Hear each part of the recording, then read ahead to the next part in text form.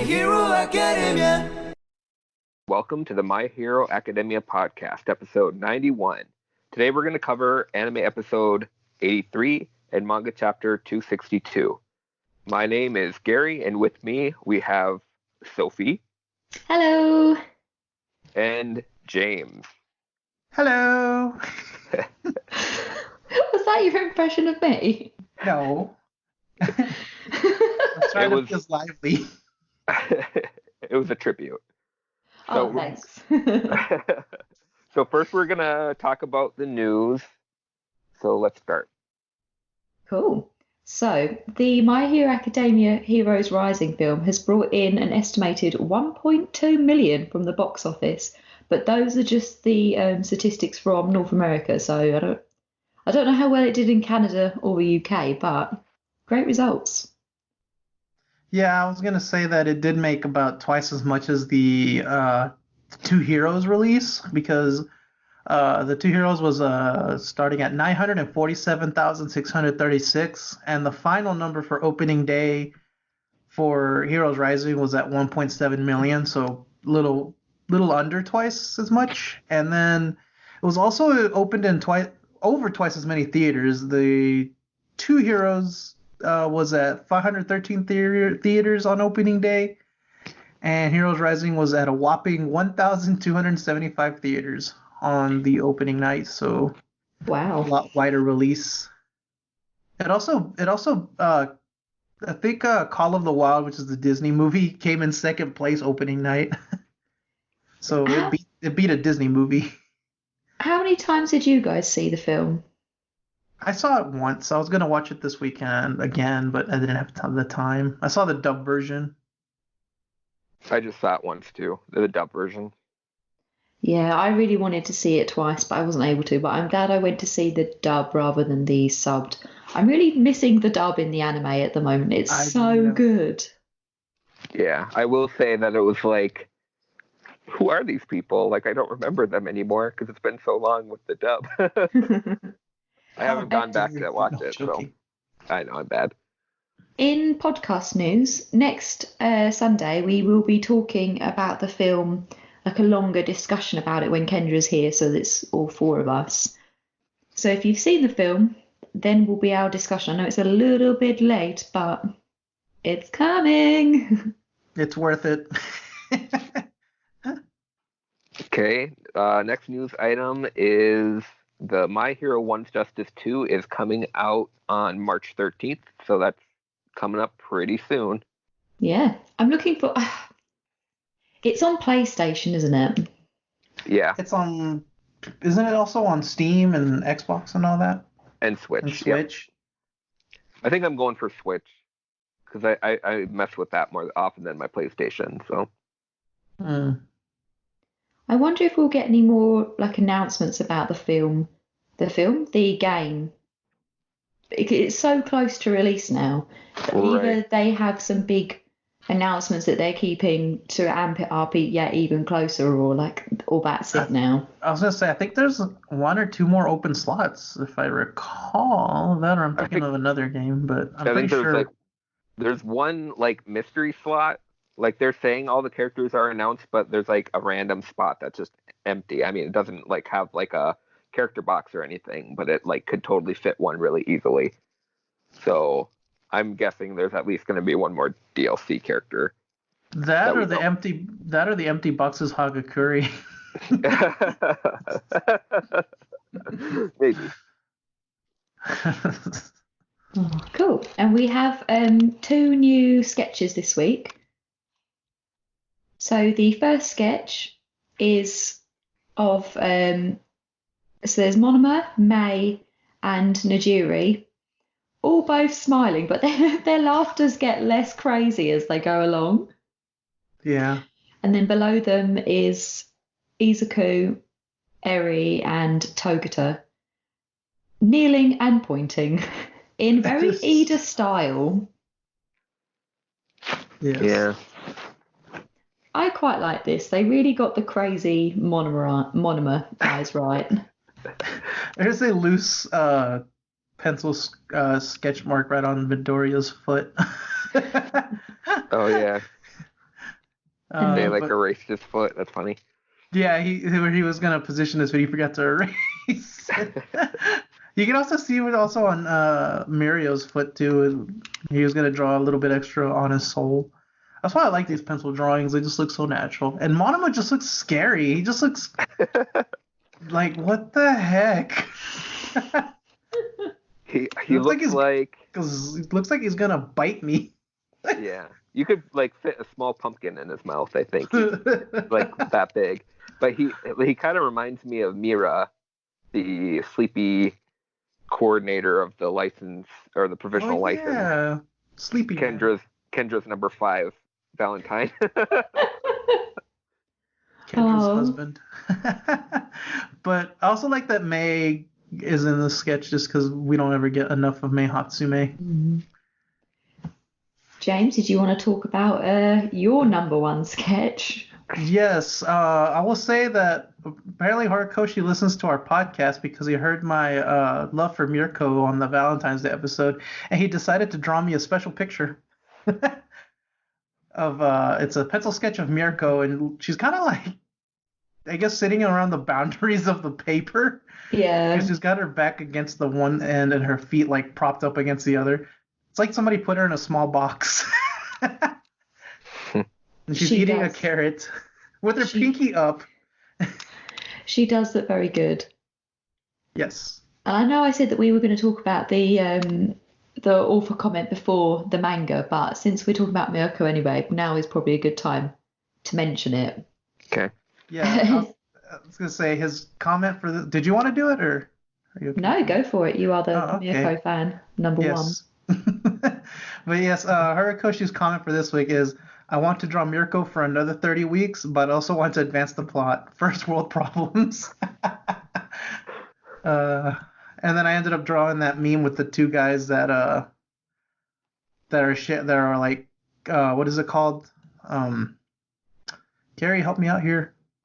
From what it's from, you mean? Yeah, it's For not Predator? the Commando. Is it Predator? Yeah, the Predator meme yeah. where you got two hands like Yeah. they're embracing they're I cannot They're going in for a high five and then they're like clasp hands. So that kind Thank of thing. you, Really that's- muscular. Yeah, that's what I did, and I put Horikoshi on one side, me on the other side, and Mirko in the middle. Because Horikoshi gets me. We just had this conversation on the Dr. Stone cast too about this picture anyway. So it's pretty funny. Oh yeah, we did. Brilliant. Okay, so on to the anime. So today, no, I'm not ready. Why did my thing didn't upload? Okay, so this is anime episode 83, Gold Tips Imperial, and this anime episode covers chapters 173 through 174. And the episode starts out with each group practicing for the school festival, with all the groups talking about their like plan of actions. We cut to the dance team too, where like Mina is instructing Deku how to dance and move properly because he does not know how to dance whatsoever.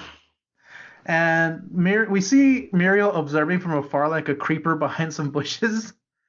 And he's Oh, sorry. When they were talking about when Mina was saying like, oh, you need to do the snap, like the snapping great in the end of the action. This is the only time of the anime where I felt like the animation wasn't great because none of her movements were like as crisp. Yeah, they looked very As they- CGI-ish. Yeah, I felt like the rest of the anime the episode is like the animation's great, except for this bit right at the start. Yeah, it was a little like janky motion, I guess I would say. But I guess it'd be hard for like to animate drawing someone dancing and then trying to explain a dance move at the same time, kind of like a tutorial kind of way. So I'm maybe just that's sad. the issue. I'm sad she didn't do the bend and snap. But everyone notices that Eri, Muriel was trying to hide, but then everyone else notices Eri, and Muriel still decides to pull this joke, which he pops his butt out of the bushes and yells, "Here's a peach!" Oh my gosh, what a I dream. checked.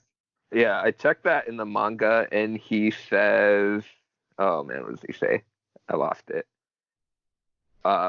Looks like we have a full moon or something like that." Yeah. They're both pretty funny. He's weird. But that's how the episode opens, and then when we get back from the opening, everyone goes to greet Eri. For some reason, Ojiro has no idea who she. Well, he doesn't have any idea who she is, but he asks Miro if it's his daughter, and I'm like, really, Ojiro, really? No, it was Aizawa. He Was asked it? if it No. was Was it his daughter. Aizawa? No, he asked Mirio if it was his He daughter. asked Mirio, Oh, I thought Aizawa. Oh well. which would mean that like, Togata's 18, isn't it? And Eri's Yes, like we don't want 6. to. Yeah, we don't. So want he to would be discuss 12 that, when he became a father. which Yeah. is yeah. We don't recommend it here on My Hero Podcast. So No, I also don't think it would be. I don't think sperm is fertile at 12. I don't know. I guess it depends when puberty happens. yeah. But let's move on from that. Yes, why are we discussing this when like we could just move on to the next bit? But anyways, yeah, Ojiro asks that, and anyways, Aizawa goes on to say that the principal has given permission, and we get a flashback of Aizawa speaking to Principal Nezu, and Nezu basically just explains that taking her straight to the school festival might be a bit too much for her to handle, and he suggests that maybe showing her around the school first. And we cut back, and everyone else introduces themselves to Eri, and Mineta, oh my gosh, Mineta. He pulls what, I don't know if you've ever seen Johnny Bravo, but he does basically the same thing that Johnny Bravo says, and Mineta says Eri that he can't wait to see how she looks like in 10 years. And I put down, someone throw Mineta in the garbage, please. Have you guys read the books, the My Hero books? No. The school briefs? Yeah, in the first school briefs book, Mineta says something very similar to another small child. So this is a creepy, reoccurring theme. Yeah, it's like it would be better like if he just said, "Oh, I bet you're going to be really pretty when you're older," or something like that. He doesn't have to be like how he is, you know. Yeah, because it's totally like, yeah. It's all about him, you know. I don't know. Mineta. But after that, Muriel says he's going to show Eri around, and we get the title of the episode. And after that, we see Muriel and Midoriya are walking Eri around the school, and we see some third years, and again, they make sort of the similar conclusion that Ojiro made earlier. And Muriel just kind of doesn't even really say anything. They're like, that makes it like it's true. And they hand out some flyers, and for some reason Midoriya is really impressed with the quality of the flyer he is handed. And we see them walking out to the festival grounds, and we see the Class 1B boys make an appearance. It's Tetsu and Monoma. We first see they run into Mirio, and Monoma just kind of does his tripe, I guess you could say. And Deku just completely ignores him. And he asks Eri if she is okay, because Eri apparently thought the dragon head that the 1B boys were carrying was Ryukyu. Mm-hmm. And Monoma continues this monologue about their performance is going to be better than Class 1A's concert, which is funny because the performance is titled Romeo and Juliet and the Prisoner of Azkaban, The Return of the King. A completely original script. Oh, I loved this. I loved how the animation of the like the performance. Yeah. So I want a good. poster of that. I want a full episode of that. That's what I want. I want a movie poster version of that so I can hang it on my wall. But as Monoma continues to mock Midoriya, my son Weldy decides to clobber him on the head. And he explains that since Kendo isn't around, that he fills in as the Monoma handler because Kendo is apparently going to be in the beauty pageant. Miri apologizes to Eri for suddenly showing her the bad part of UA.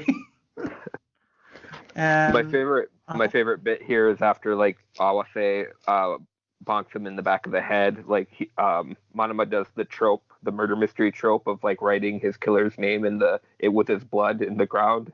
Yeah, he writes Awase. Anyway. But I was happy for this part because I was not expecting to get this much of Awase. We never get enough of him. I'm so happy he was in this episode.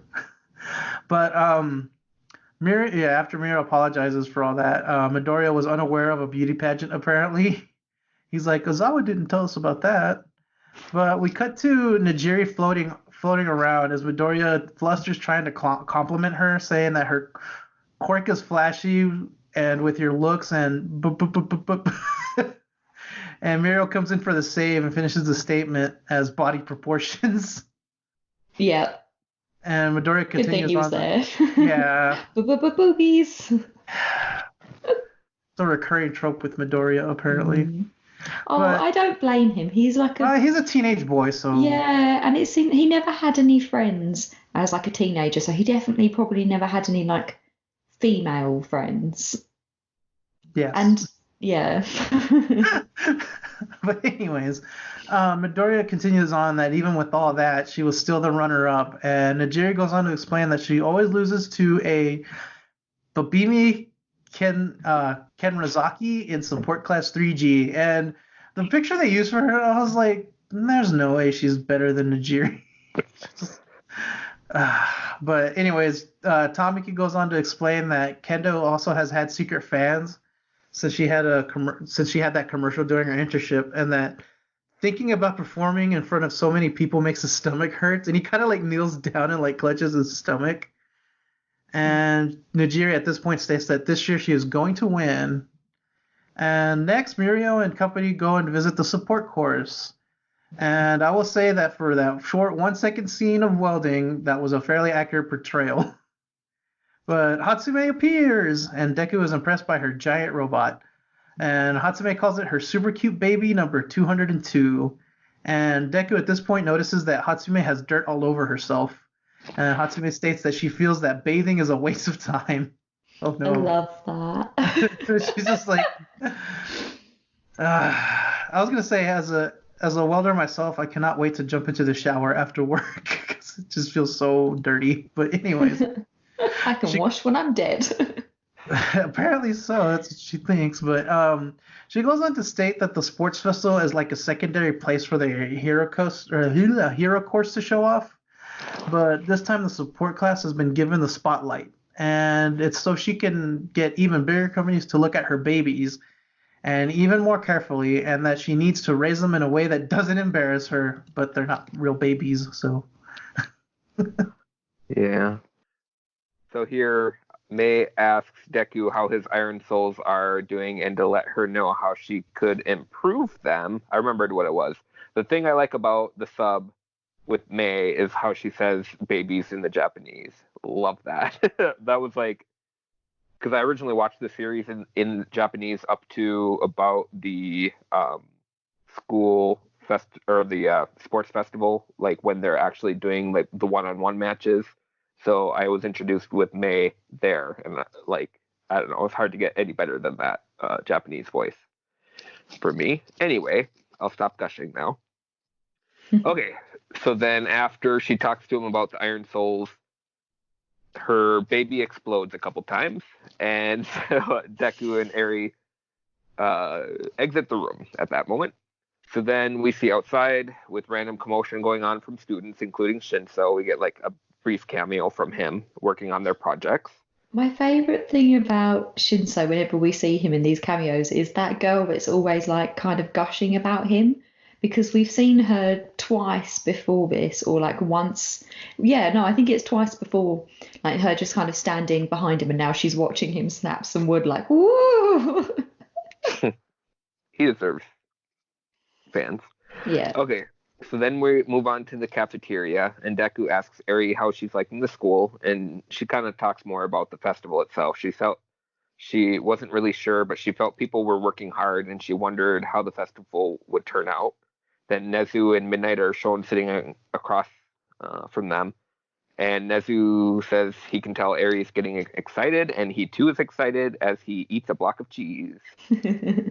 Then we see a flashback of Nezu getting a police request to cancel the school festival because they're worried about the student safety. But he pleads to allow it, and that without the festival, things would be much more, or feel much more bleak for the students. Then we go back to present. Midnight explains to Deku, Mirio, and Eri that security will be extra tight and even a false alarm will result in cancellation of the event and evacuation of the grounds, as the police agreed upon. So then, and this kind of bugged me too, like, why would she mention that to students? Like, yeah, I don't know. It seemed off. Unless she was trying to like reassure Eri Oh, that things were safe, maybe. I guess so. So then we see that Hound Dog will be released on the ground, and so he'll be guarding during the event. And then Deku tells Eri that his class is doing a concert and he'll be dancing, and he wants her to enjoy it. Then a week later, we get Secret Service Mina at the classroom as she's wearing sunglasses and a black suit. Midoriya enters and she tells him that he is fired from the dance team. Then we get the eye catch with Mei Hatsume, and it says that she likes steampunk. Yes. Well, it's kind of, she's like the steampunk It's obvious character. as hell, but I love Yeah. her for it. I know, I like steampunk too. I like the aesthetic. So it's kind of sad It's that, gentlemanly too for you. yeah, I know. I love steampunk. And then Aoyama is on the other side of the eye catch, and he is said to like himself. But he's like not What a as bad as, conceited person. but he's not as bad as Manama. And I know, but well, and too, if you think back at the provisional license exam, he was willing to sacrifice himself for everybody. So it's not, he's not that bad. No, I think he's just he's just really self-conscious, so he extremely overcompensates for it. Yeah, but we love him. Mhm. Okay, so then after that, Mina explains that Deku was subsequently scouted by the effects team as they need more people. And it's explained specifically that they want him with his strength quirk to hold a rope and carry Aoyama along the the dance floor, basically from above, as his disco ball self. For anime-only fans, when they did this in the manga, the ending of one of the chapters was Mina just in her like Secret Service gear saying, "You're being thrown out of the dance." That was the end of one manga chapter, and it annoyed me to no end. So I'm so glad they didn't end the entire episode on this. And then they were like, "Oh, yeah," and they came back and they're like, "Oh, it's just a joke." They at least did it like with the eye catch in between, so in between commercials. So yeah. But yeah, it would have been really rough on the end of the episode. I wasn't starting. I don't think I started reading the manga by that point, so that was like a surprise to me, to see it like that. Okay, now I got it. Sorry about that. Okay, so we then see a flashback that reveals that this was the idea of Koji Koda, and then Midoriya agrees to change assignments. So next, we see Deku training outside with All Might, and he is asking about One for All and asks if there's a way to control it, and All Might says he doesn't know. He says he was able to use it from 100% at the beginning. So Deku notes the difference between them because All Might was allegedly quirkless before. So then a flying robot eye hurtles toward them, and All Might catches it. And then we see that it's one of Mei's babies, and she apologizes. She tells Deku that she has a pre-existing baby that suits what he asked of her, so she'll work on it. So we saw that. We didn't see that. That was off camera. That happened. So then she leaves, and All Might explains that he used support items before, but they were prone to broke in close combat, which he normally did. So he advises Midoriya not to rely on support items too heavily, as if they break, he has to be able to depend on his own power. Do you mind if I quickly share my favourite thing about Mei?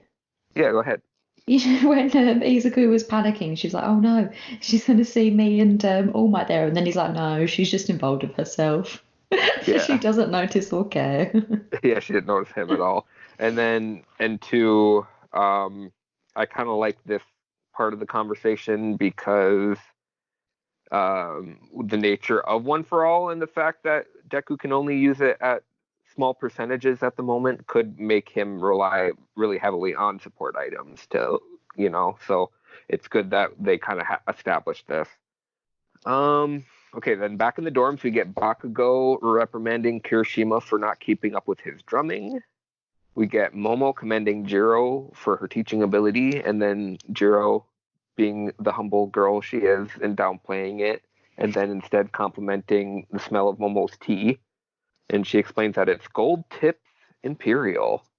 She offers some to the others, and Mina and Hagakure yell back that they don't get it. And like my favorite part, I'm not sure which girl it was because we don't see them, but they say that it's bourgeoisie. So I'm hoping that they translated it as bougie in the English dub. Like, that's my favorite slang term. That's funny. Oh, man. So then Deku is muttering to himself that he's a failure for not knowing of All Might's support item, and then Ochako approaches him with some tea. Yeah, so he continues to have his like hilarious for a little while, so that's good. And then he randomly skips onto a video where we see a gentle rambling about tea as he warns that he's planning something soon. He and Ochako are watching the video. We then go to, they stay watching this video about tea for quite a long time. But we then go to Labrava and Gentle, who are in a very dark room. And we see light, there are lights in the room, but none of the lights are on. It's very bad for their eyesight. But Gentle talks about his plan for the school festival. And Labrava shares that she's not sure about the ethics of it because like innocent children are involved. But Gentle's like, nah, it's for the children's benefit in the long run. It will give them like preparation for their careers. And Labrava just accepts that and swoons so much she falls on the floor. Gentle then tried to open his criminal folder, which made me laugh. And I think I might change all my podcast files to be under criminal folder. He then goes on to his overview, his ludicrous plan on how to get to the school. And I've written out all of his steps on just like getting to the school. It's just most of them are getting, all of them, there are 9 steps that I've written down. And steps 1 to 7 are just getting to the school. So it starts with step number 1, get to a main road, the main road that's got the fewest of hero agencies along it. At 5 a.m. they're going to leave in the morning. Step number 2, they approach a side alley and start walking down there for a while. Step 3, they enter and cross a large natural park. Step 4, at 7 a.m., 2 hours after they set off, they then enter an old house / tea, like tea house. Step 5, they drink Imperial Golden Tips tea for 90 minutes. Step 6, they go back to a different side street and walk along until they pass a construction site. Step 7, they climb a slightly elevated mountain. Step 8, they arrive at UA and rub dirt on themselves in a local forest. Step 9, they hack past UA gates to get in. It's going to take them like over 3 hours just to get to UA. This is a ludicrous plan. Yeah, it's like, I don't know the point of anything beyond going up the mountain, you know? No, and then, he went in such detail, like even saying, oh, the owner of the tea house is quite an old man. The house opens at like 7 a.m. and it's next to a convenience store. And right. And yeah, and then like Labrava is like, oh, will they catch us there? It's like, it's a public place and they're not doing anything yet. So it's like, what? Yeah. But after that long spiel, Gentle then starts to really praise Labrava and how great it is to have her on board. And she gets so excited that she starts spinning and he has to hold her on the head to stop her spinning.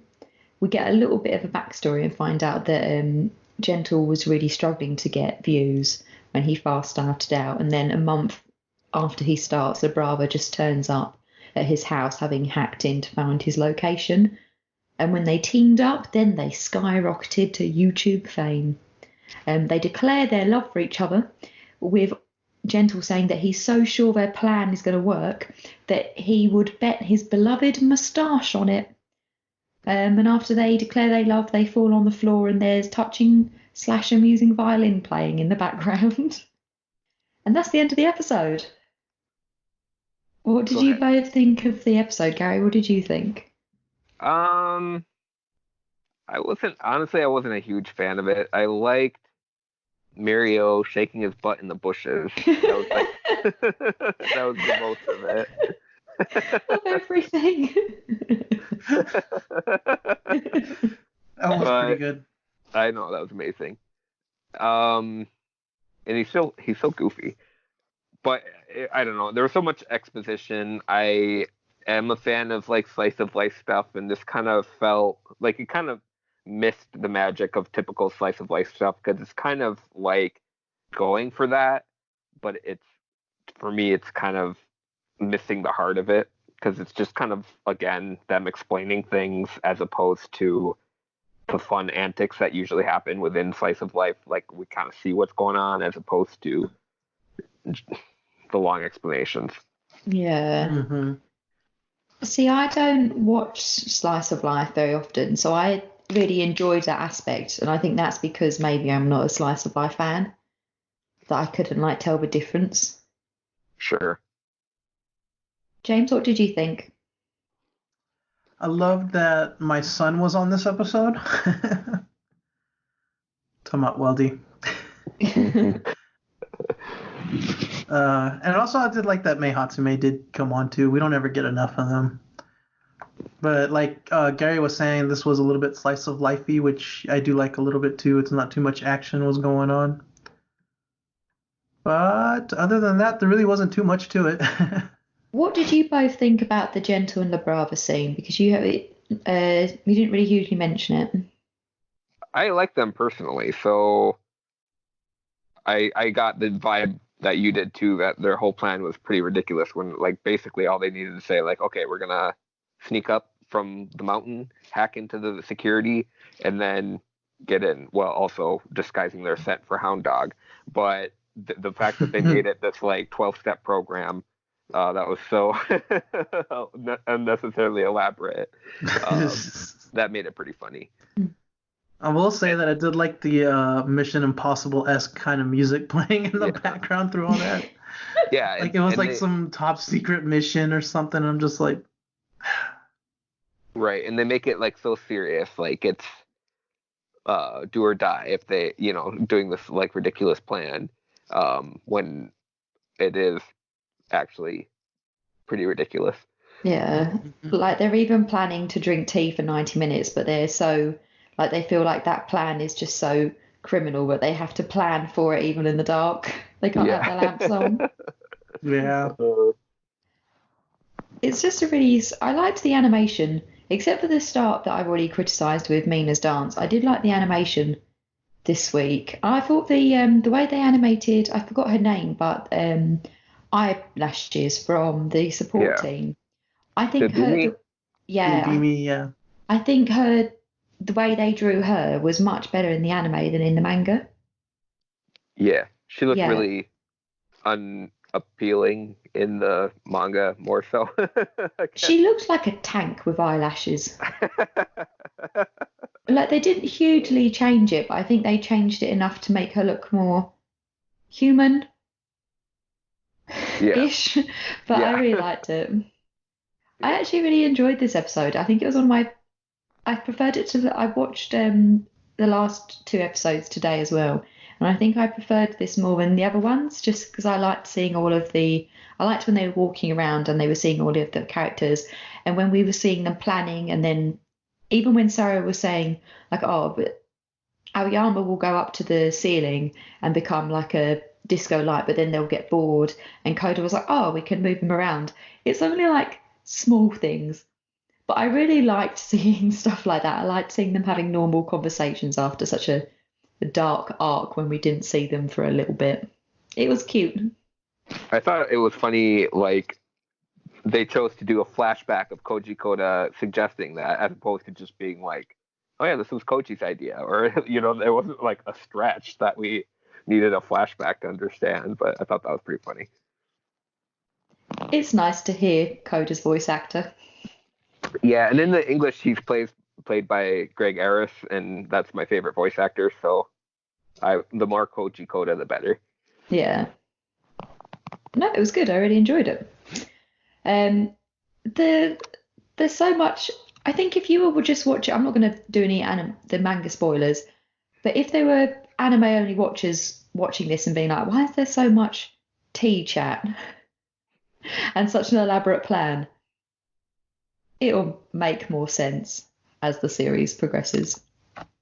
It reminds me of, in oh, Gary, you won't because you don't read One Piece, but when they were in James, when they were going into the Big Mom's territory and they were going through their plan, and you're like, oh, this is going to fail because they told us their plan. Oh yeah, with the what was it, the VX rockets or whatever. Yeah. Oh, I made me think of that. They do that on Brooklyn Nine-Nine on occasion, and that's, yeah, it never goes the way they plan it. No. But yeah, unless anyone has anything else to add, then we will go on to the manga. This is my hero academia. Okay, now time for the manga portion of our episode. This week, the manga chapter is 262. It's called Mirko, the number 5 hero. And we start with a Nomu that is rather close up, and he's yelling, "Gah! It's too cramped!" And I like that his... see... Oh, sorry. go ahead. His pupils are looking up at the Yeah. ceiling as he's saying it's too cramped. Like, when they draw, like in cartoons, characters come, like they're squeezing into a really small face and their eyes bulge. Yeah. And we get to see that space. It's like the whole corridor, like he's really round, like a bowling ball almost, but he's having a hard time scooching along the hallway.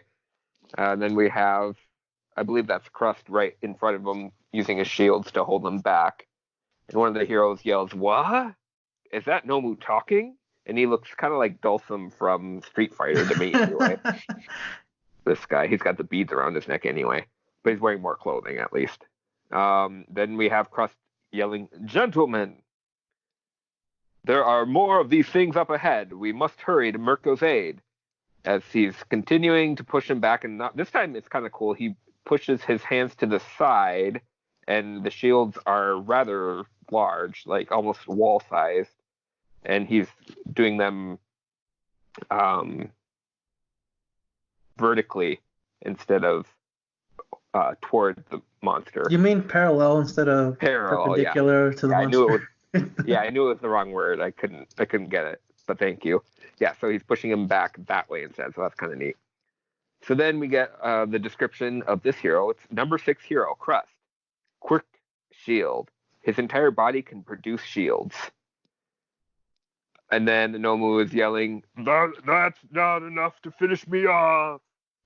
And Crust says, "This poor walking cadaver." He's got teary eyes. Oh yeah, he does. He yeah, we know he's really emotional, and that's kind of nice. He's sentimental in his work, and he views these people that he's dealing with as sentient beings at least. But anyway, we get an explanation of Nomu. We see a black panel with a brain in the middle. It says corpses remodeled to possess multiple quirks. With no will of their own, they can only act according to their programming. They're divided into lower, middle, and upper tiers depending on how many quirks they have and their physical enhancements. Those in the upper tier are at least as strong as 10 average people combined. Then we get a shot of 3 Nomu examples, including the one I think that All Might fought at USJ. Mm-hmm. Then, standing above all of them are the high-end Nomu, possessing stats beyond those of the upper-tier Nomu. They exhibit the personality traits of their host bodies and have a high capacity for independent thought. I was gonna say somebody bought the data book. Yeah, I was thinking that. That's like the most information we've probably gotten in story. Yeah. Okay, then next we have the doctor saying, "That's why I handpicked the most battle-crazed villains. Even preparing those candidates took immense effort. Artificially transplanting a quirk involves complex surgery and at least 3 months to fully take root. Without All for One's power, producing more high ends is an uphill battle, At this point, only Woman and the other 4 had any sort of trial run, and just barely at that. I love that one of them, they've this just is- said, woman. Yeah, no. This doctor's not also a horrible person. He's also very sexist. No, I'm just kidding. Well, it's like the only female Nomu, I guess. I I don't know, Yeah. but it was only woman. Yeah. Okay, man. The name Hood is funny. Hood. Oh, yeah, that's We've got true. Hood and woman. And when he calls him Little Hood, is cute. As long as Yeah. he doesn't say Little Woman, that would be more sexist. But yeah. Okay, so next he says, I'm so sorry for cutting and running, my little ones, but please try your hardest. And then he says, now that I've lost Johnny's warp and Mocha's double, and then we get an angelic depiction of Johnny and Mocha, and Johnny is like putting his hands together, but they're his feet with his shoes, like he's praying. It's so cute. And then Johnny's like, bye-bye. And then This is such a silly panel. it's the best. And then Mocha is like, we are already dead, actually. He floats up. And this made me, I don't know if you guys know the old 60s song that goes, Johnny Angel, how I love him. That's all I could think of with this dang Johnny. Oh my gosh. And for everyone listening, I requested this part of the chapter because I love Johnny. Okay, Johnny. so then Johnny. Okay, so then Shigaraki and I have no way to flee the place. And then we see the doctor typing, clack, clack, clack. And then completion status is 70%, and that is of Shigaraki's transformation thing, whatever's going on. Then the doctor thinks, oh, sorry, go ahead. His system update. It took me a while to realise that was Shigaraki there. His arms look like they have no elbow now. Oh, Who needs elbows when you're the ultimate? Yeah. wrestler? I really zoomed in to look at him. But anyway, sorry. they look like literal pipes. Let's see. Then the doctor's thinking, in which case, while you 5 are doing your best out there, and we get the close-up of Shigaraki in the incubator thingy, and it's blubbing and bubbling, and his completion status goes up to 71%. It says beep. It's kind of interesting too, because we're on to page 5, and we're finally getting the episode title, or the manga chapter title. Yep. Yeah, and I also will say that this is the first time we've seen Shigaraki up close post surgery or whatever was going on last year at the end of the year. Yeah. Yeah. Everything has always been a silhouette, and now we actually get to see him, which Yeah, he Yeah. looks different from what we can tell. There's not a whole lot of detail. I'm just imagining the scene from the first Sam Raimi Spider-Man movie where he's just getting strong. Yeah. He's got real tubular arms and dry lips still, and he's all veiny. But I don't know if the veins will. The veins probably won't stay because the rest of Nomu don't look like that. He's just currently his blood vessels are close to breaking. Yeah. And he's also wearing like a wetsuit, so that's kind of different. This is also He's got to stay dry. this is also the first time we see an angelic depiction of Johnny and Mocha, so that's pretty significant too. But off to the next panel, we see somebody's ear wiggling around. Like they're hearing something. And she says, so he's deeper inside the lair. The old fart can't get away. He's cornered. And the lovely lady Mirko, she's like, you're just clacking away back there, huh? And the Noma's like, how can she still move? She must be stopped. I will kill. And then she's like, wanna know? My leg's canceled out. And then we get her, we get Present Mike. He stopped fighting to do his announcing here. It says number 5 hero Mirko, Quirk Rabbit. And we see it says the impact, and then we see, I'm guessing this is her flying off the wall of cables, and it just looks like like an impact from it. But We see one of the Nomus, like, I guess I don't know if one of the Nomus got kicked, but their head is reared back in that panel. Yeah, And I think she kicked through and then she like landed on his head. Oh my gosh. That's woman right there. Oh, okay. That is woman. When I am woman, hear me roar. That's all I can think of now. But we get further explanation that she can do whatever a rabbit can do, but even better. So she's saying, I can do anything better than you. We're gonna have to have like a compilation CD for this chapter. I know. But she just zips past them and she says, "You're first, you dumb old fart." And we see one of the Nobles says, "We must brutalize. Those are our orders." And we see, like, I guess that's his hair. He's like, his hair's whipping back and forth.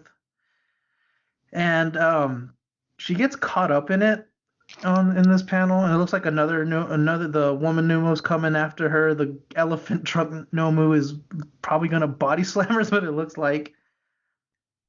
But she does this really cool spin kick, and she knocks him out of the way. Which this is a really cool panel. It's called Lunar Ring.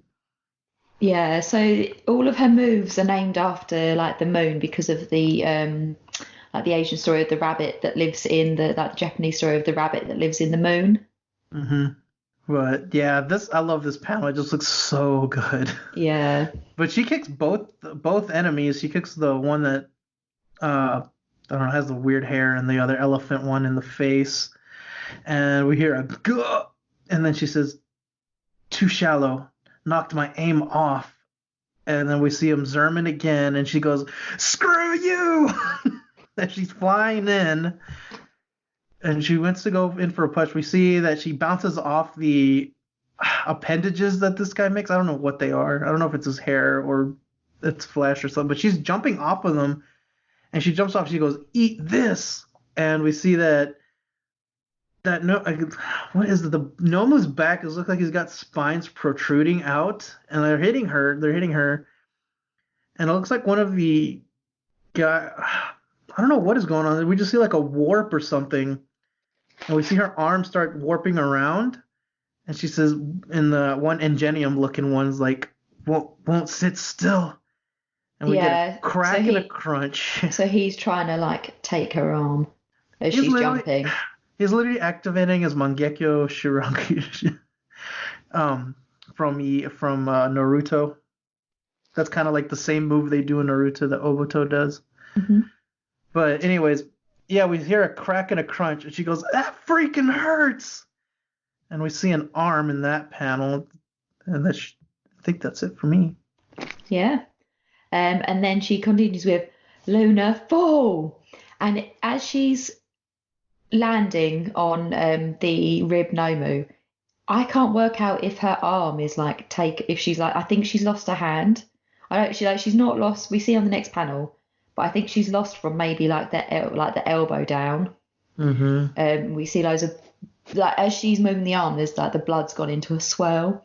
It's a destructive panel, but she is not being distracted from that loss and just keeps on going.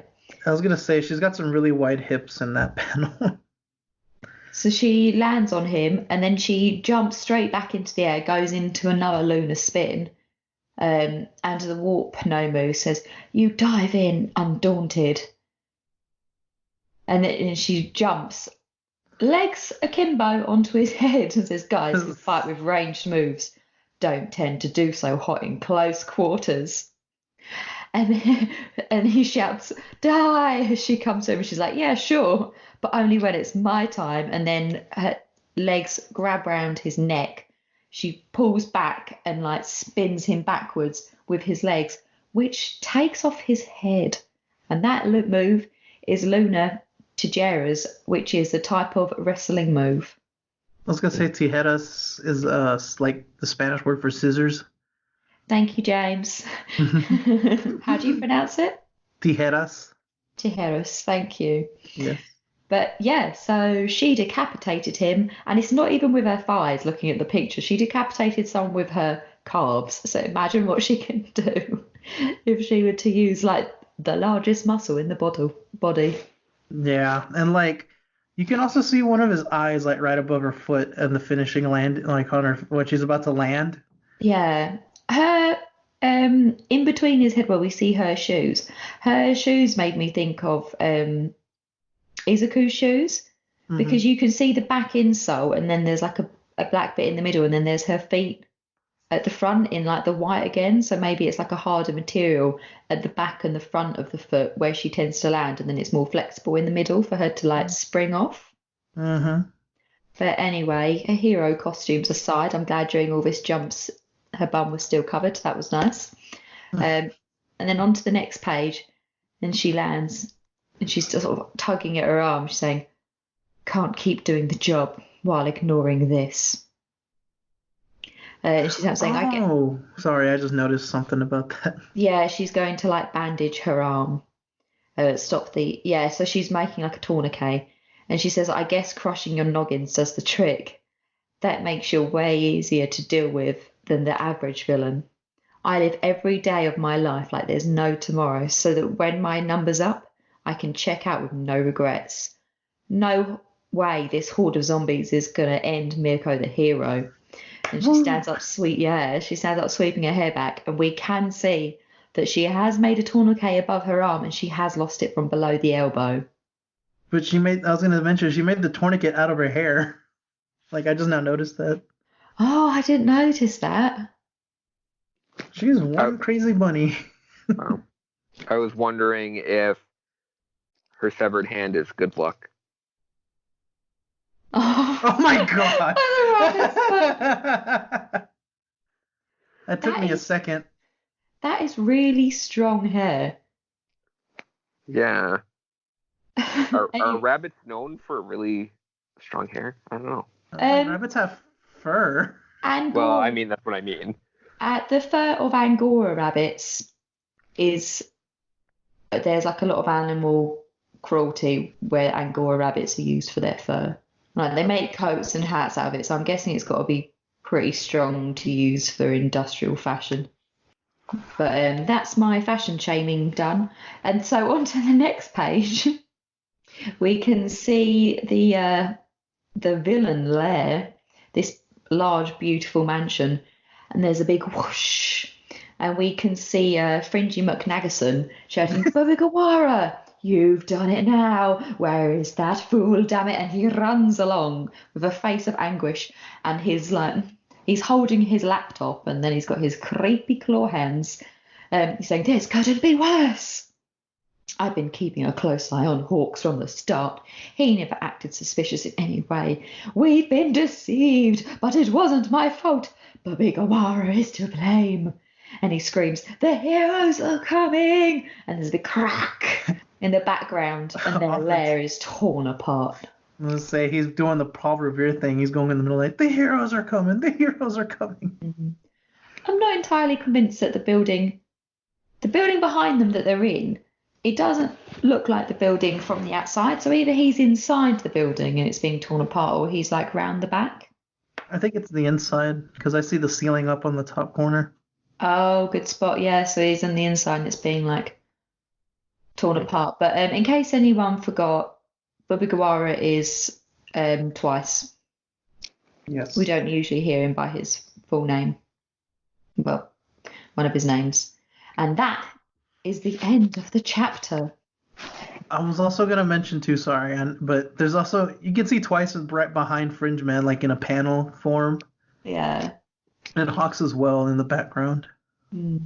I feel like the obvious question to this is how did he know that it was definitely Hawks? But I think we're going to see that next chapter, unless anyone has noticed anything in the last few chapters and they think, this will be why they know. I think it was hinted at that Hawks was probably trying to get Bobigawara on his side because he kind of mentioned that he's got the scariest quirk of them all, or the most dangerous quirk of them all, I think is what he said. Oh no, I was asking if and how like they would know that it was Hawks. I thought maybe just Fringe Man just has a thing against them and just wants to blame them. Well, they already knew to like keep him under extra surveillance because that was why they had Twice with him at all times anyway. So my guess is that he's blaming, like he knows that it was Hawks, and so he's blaming twice because he was the one that was supposed to be watching him. But it could be more than that. And that would all be an assumption on his part as well, that it was Hawks. I will say off. Oh no, go ahead, Sophie. I was just going to say that now that you've said that, that does make sense. It is the logical conclusion. That's what I was gonna say. I think I've already got the episode image idea for this. But I don't think any of y'all watch The Simpsons anyway, so I'll have to like send you the picture later. So what did you both think of this chapter?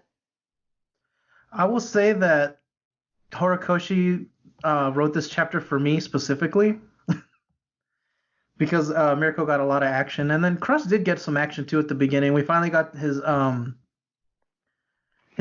quirk, which is that he can produce shields, which I think is a pretty cool quirk if you ask me, because he uses them for like offense and defense as well. The whole part with Crust in this chapter just made me really desperate to see him and Kirishima work together, especially where like Crust he's very passionate, and he's like supporting other people, and he's got like the shield quirk. I just think they would be so great together. Yeah, and I like that the focus is on the number 6 and the number 5 hero, because we always get the same trio of heroes in every like major arc that are very prominent. So I really like that the other heroes are getting a moment to shine. And I will say that rest in peace Johnny and Mocha. They're both off going into heaven. Apparently they were good little helpers.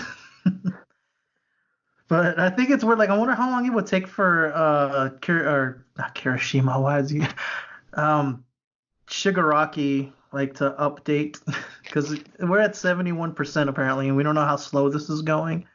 So I wonder if he's just gonna sit there and wait for him to like, be at 100% before he can use him to like defend himself or something. Because like the doctor's literally just a sitting. Well, him and Shigaraki are both sitting ducks in this.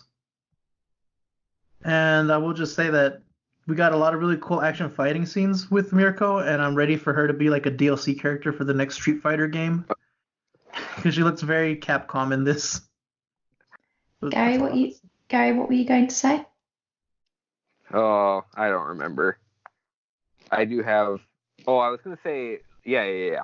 That Crust and Kirishima do have a lot of similar traits, like the manliness, but also like Kirishima isn't ashamed of emotion either, and that kind of reminds me of Crust here, of what we've seen of him and at the Billboard meeting.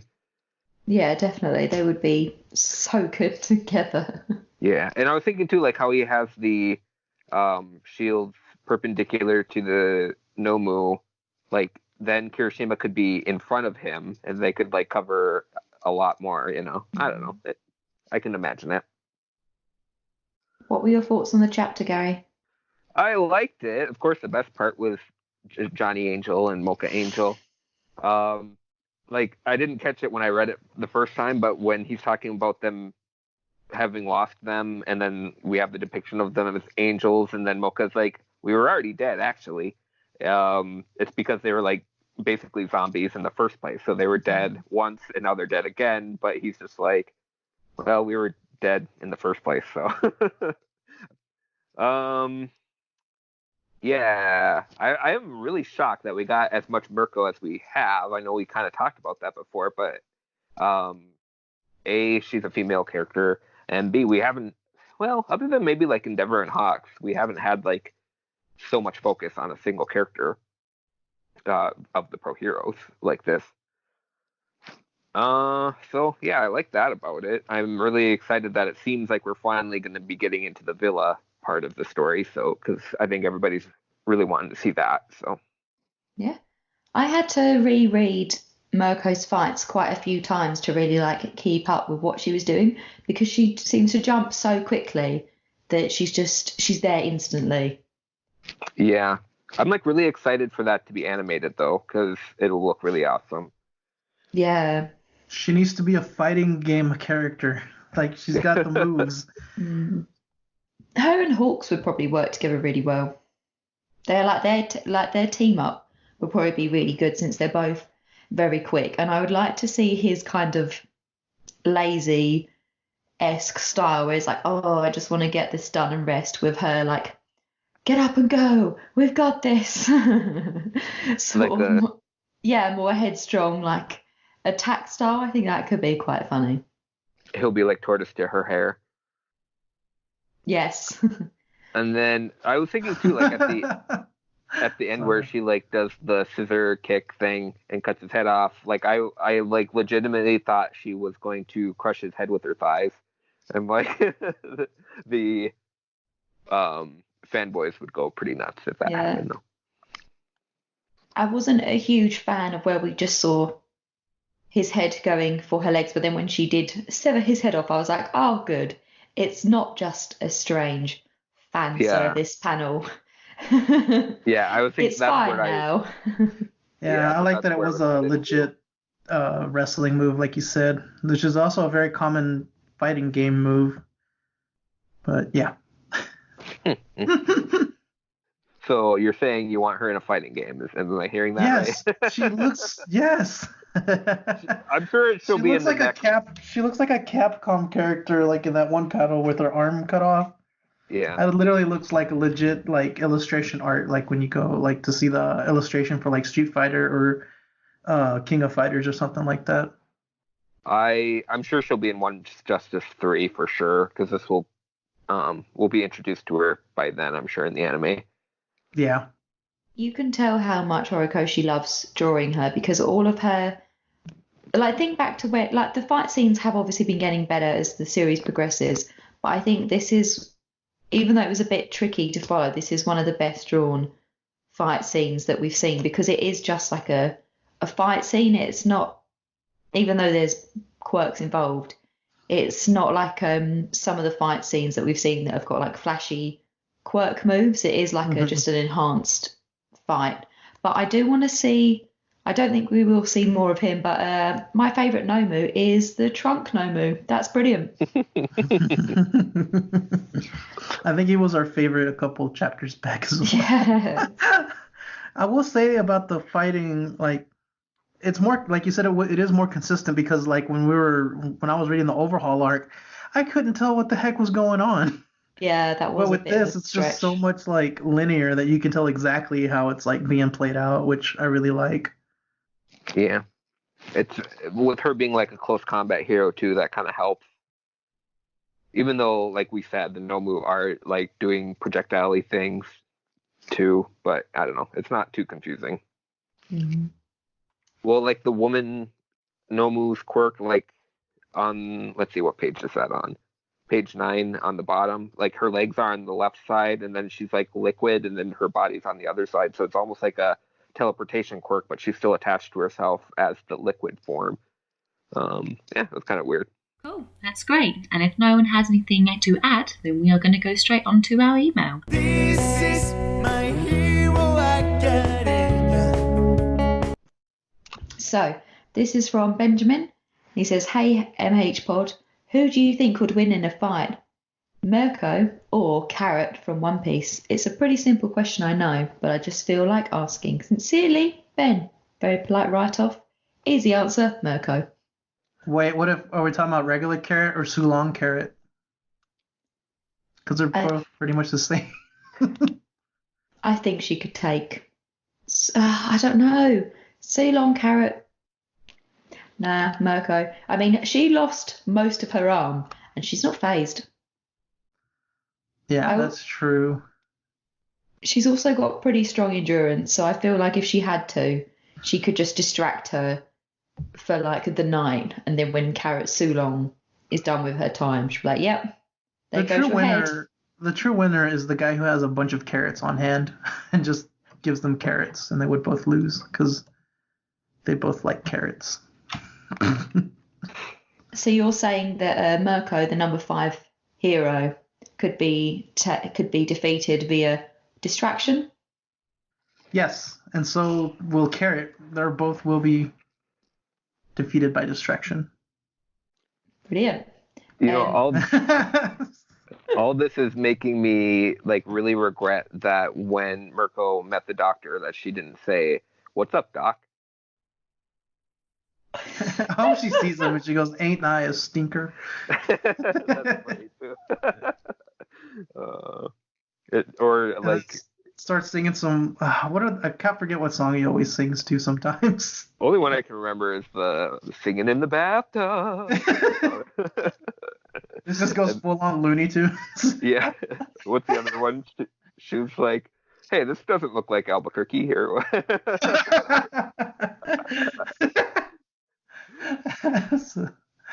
And the Or, doctor yeah. looks like Elmer Fudd. I mean, this works out so Yeah. perfect. Wrong turn at Albuquerque. That's it. Anyway, Oh. anyway, sorry. I don't know much about One Piece, so I'll take your guys' word for it. I haven't gotten to Carrot in what I've seen, so I know she's very popular though, Mm, and she's a rabbit person. yeah. I think Mirko, she's got more of like a fighting spirit as well. Definitely. Like even when we saw in the end of the at the end of the anime, the ending now, when we can see Mirko as like a teenager and she's on the like the netball or something team, and she's just jumping up with full energy, just rah! Well, no, it's probably basketball, just throwing it down. She's had this crazy energy the whole time. Yeah. Yep, and in typical shonen style, all you need is fighting spirit. Okay, so that is the end of the episode. Thank you for joining us. Gary, where can the good people find you? You can find me at Wrath of Giraffes on Twitter. And James, where can we find you? You can find me on Twitter at That One Welder Guy. You can also find my podcast, the Kicking Stones podcast, at Dr. Stone Pod on Twitter, as well as the Weeb Jammin' podcast at Jammin' Weeb. Cool. And you can find me on Twitter at Choppers Antlers. You can find the podcast at MHA Pod, our website www.mhapod.com, and our email myheropod@gmail.com. Thank you all for joining us. Eat all your carrots and go beyond. Plus Ultra. Ultra! This is my hero academia. This is manga news and more. Plus Ultra. Ooh, they're my hero academia. I had one too, but you beat me to it. Oh. Was it all right? It's basically a moon reference. It's also basically a fighting reference, and it's basically a rabbit reference all in one. How dare you? What was But it was a quote. It's a quote from a game called King of Fighters. One of the characters says, "Remember me when you look at the moon." But I don't know if people would have gotten it. Niche.